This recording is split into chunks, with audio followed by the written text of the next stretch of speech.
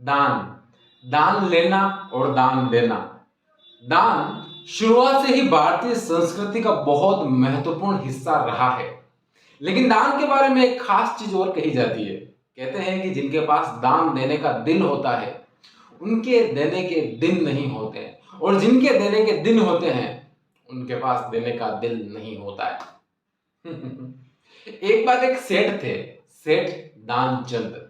लेकिन इनके नाम से आपको बिल्कुल भी कंफ्यूज होने की जरूरत नहीं है। इन सेठ जी ने अपनी जिंदगी में कभी भी कुछ दान नहीं दिया, कभी भी नहीं। यहां तक कि जो गंगा का घाट था, वो सेठ जी के घर से सिर्फ 12 किलोमीटर दूर था। लेकिन सेठ जी ने कभी गंगा स्नान किया ही नहीं, क्योंकि सेठ जी को लगता था कि अगर मैं वहां गया तो कुछ दान देना पड़ जाएगा, वहां पे पंडा वगैरह रहते हैं, उनको कुछ दान देना पड़ जाएगा। इसीलिए सेठ जी ने कभी गंगा स्नान भी नहीं किया। मतलब कि देने को खूब, पर देने का दिल नहीं। ऐसे थे सेठ दानचंद। जो सेठ जी की पत्नी थी, वो अक्सर कहा करती थी, आप कुछ तो दे दिया करो। सेठ जी का हमेशा एक ही जवाब होता था, अरे कहाँ कुछ देने की जरूरत है, पूरी दुनिया दे रही है, पूरी दुनिया के लोग ले रहे हैं, अब हमारे ऊपर थोड़ी वो बैठे हुए हैं, ठीक है कुछ देने की जरूरत नहीं है, ठीक चल रही है जिंदगी। ऐसा सेठ जी की पत्नी कहा करती थी, अधेड़ उम्र हो गई है, कम से कम गंगा स्नान तो करके आ जाओ तुम, क्या पता कब हाथ पांव रुक जाए। जब सेठ जी को इस बारे में बार बार टोका गया, तो सेठ जी ने सोचा कि ये वाला भी निपट ली जाए। अब सेठ जी अगले दिन सुबह उठे अनमने भाव से, और 12 किलोमीटर दूर पैदल पैदल गंगा घाट पर गए। पैदल पैदल गए ताकि खर्च ना हो जाए।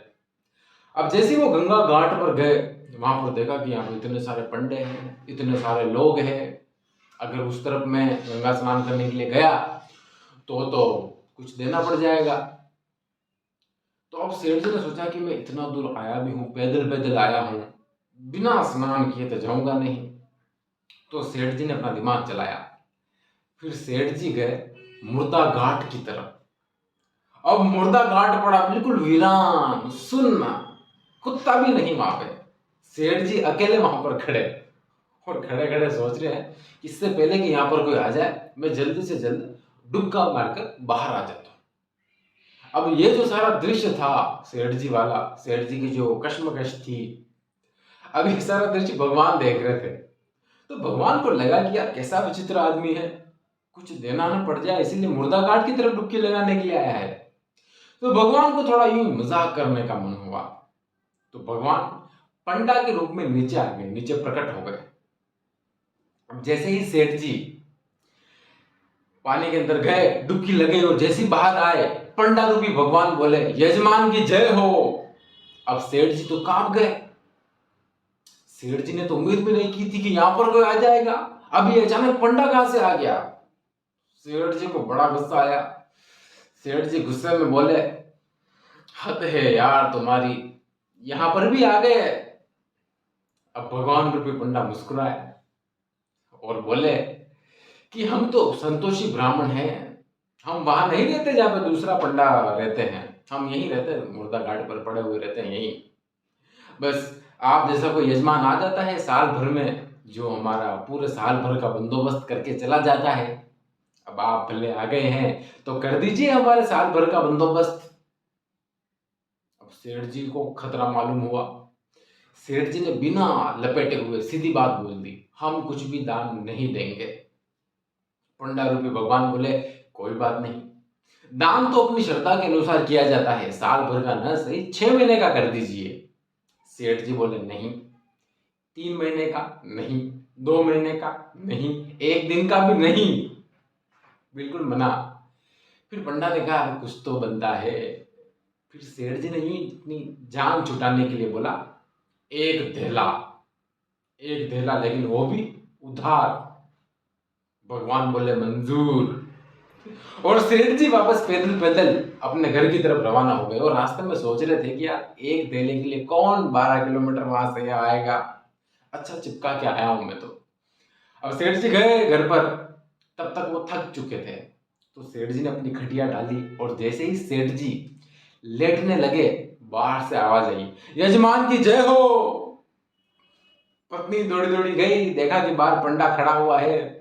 पत्नी वापस आई और सेठ जी से बोला कि किसी पंडा को कुछ देने के लिए कहकर आए थे क्या? सेठ जी बोले कि हाँ। पत्नी ने बोला कि क्या? तो बोला एक ढेला। पत्नी ने कहा कि फिर दे दो। सेठ जी बोले, पत्नी ने ज्यादा बहस नहीं की, पता है कि देने वाले थे है नहीं। पत्नी ने बोला तो फिर क्या बोले, वो तो खड़ा है बाहर। सेठ जी ने कहा कि जाकर बोल दो कि अभी बीमार है, हम अभी बीमार है, तुम 2-4 दिन बाद आना। पत्नी गई, जाकर ऐसे रुआंसी होकर बोली, वो तो बीमार हो गए, 12 किलोमीटर गए और 12 किलोमीटर वापस आए, पैदल पैदल बीमार हो गए, तुम 2-4 दिन बाद आना। पंडा ने कहा कि ओहो, दान मिले ना मिले, यजमान हमारा बीमार हो गया, हमें दान की कोई फिक्र नहीं है। अब जब तक यजमान पूर्ण रूप से स्वस्थ नहीं हो जाते तब तक हम यहाँ से नहीं जाएंगे, यहीं पर रुकेंगे, यहीं पर टिक्कर बनाएंगे, प्रसाद बनाएंगे, यहीं पर खाएंगे। आप हमारे रुकने की व्यवस्था कर दीजिए, हम यजमान की सेवा करेंगे जब तक यजमान स्वस्थ नहीं हो जाते। पत्नी वापस दौड़ी दौड़ी आई और कहा कि वो तो जाने का नाम मिल नहीं रहा, वो तो कह रहा कि यहाँ पर रुकने की व्यवस्था कर दीजिए। अब सेठ जी टेंशन में, सेठ जी सोचने लगे क्या करे। टेंशन में पत्नी को पूछा कि क्या करे। पत्नी ने कहा कि भाई दे दो धेला। सेठ जी बोले कि नहीं हो सकता, मुश्किल काम है। पत्नी ने बोला तो फिर क्या करे। सेठ जी को पुराना योग का अभ्यास था, पुराना सांस रोकने का। सांस रोककर सेठ जी पड़ गए और पत्नी को बोला कि जाकर कह दो कि मैं तो मर गया। पत्नी गई बाहर, थोड़ी ऐसा रोने का नाटक करते हुए, और जाकर बोली, वो तो चले गए, वो तो मर गए, वो तो। पंडा रूपी भगवान बोले, अरे राम राम राम राम राम राम, यजमान चले गए, यजमान थे हमारे, जब तक उनका अंतिम संस्कार नहीं हो जाता अब मैं तब तक नहीं जा सकता। पत्नी बोले, अरे जाओ तुम यहाँ से, अरे अब तो चले जाओ। भगवान बोले, तुम अकेली महिला कहाँ दौड़ भाग करोगी। और भगवान गए और पूरे गांव में कहकर आ गए, दानचंद जी चले गए, दानचंद जी चले गए, दानचंद जी चले गए, पूरा गांव इकट्ठा। सेठ जी की पत्नी सोचने लगी, यार अब तो ये आंखें खोलेंगे, अब तो ये सांस छोड़ेंगे, लेकिन नहीं, सेठ जी यूं ही सांस रोक के पड़े हुए हैं। लोगों ने अर्थी पे बांध दिया सेठ जी को। अब जो सेठ जी की पत्नी है उनको सही में रोना आने लगा, वो रोने लगी, अरे ये मरे नहीं है, ये जिंदा है, लोग कहे ये तो मोह माया है, जिसको जाना था वो तो गया। पत्नी बोले, अरे काय की मोह माया, अरे ये जिंदा है, जिंदा है, यार आंखें खोलो, जिंदा है, लोग कहे अब जाने वाला वापस नहीं आ सकता, धीरज रखो तुम।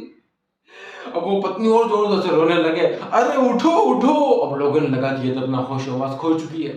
फिर 3-4 महिलाओं ने सेठ जी की पत्नी को पकड़ा और लोगों ने सेठ जी को कंधे पे उठाया और शमशान घाट की तरफ रवाना।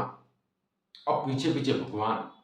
अब भगवान को हंसी आने लगी। अब भगवान सोचने लगे कि यार कैसा विचित्र आदमी है, एक थैले के लिए सांस रोक के बिना मरे हुए ही मर गया, अब पड़ा हुआ है यहाँ पे, सांस छोड़ ही नहीं रहा, कैसा विचित्र आदमी है। अब भगवान ऐसे मुस्कुराते मुस्कुराते पीछे पीछे जा रहे हैं और भगवान सोच रहे थे कि चलो अब जब ये इसको लिटाएंगे वहां पे चिता पे तब तो शायद ये आंख खोलेगा। अब गए वहां पे, सेठ जी को चिता पे लेटा दिया गया और मुखाग्नि देने की तैयारी हुई और सेठ जी के जो आंख ही न खोले। अब टेंशन की बारी भगवान की। अब भगवान टेंशन में। अब भगवान को लगा कि अगर ये मर गया तो मुश्किल काम हो जाएगा, हम तो जन्म देने वाले हैं, हमारे वजह से कोई जिंदा कैसे जल सकता है। तो भगवान ने कहा कि भाई ये हमारे यजमान है, हम इनके कान में कुछ मंत्र बोलना चाहते हैं। गए भगवान और जाकर उनके कान में बोला कि हम भगवान हैं, हम तुम्हें लेने के लिए आए हैं, हम तुमसे मिलने के लिए आए हैं।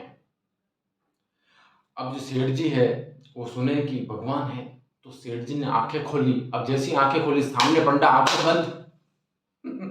अब भगवान को जोरदार हंसी आ गई। भगवान ने कहा, अरे दानचंद जी, हम आपसे कुछ लेने के लिए नहीं आए हैं, हम भगवान हैं, अब आप ही मुझसे कुछ मांग लीजिए।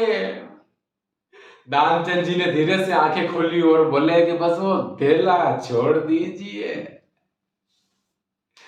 तो ये थे दानचंद जी। देने को खूब, देने का दिल नहीं। धन्यवाद।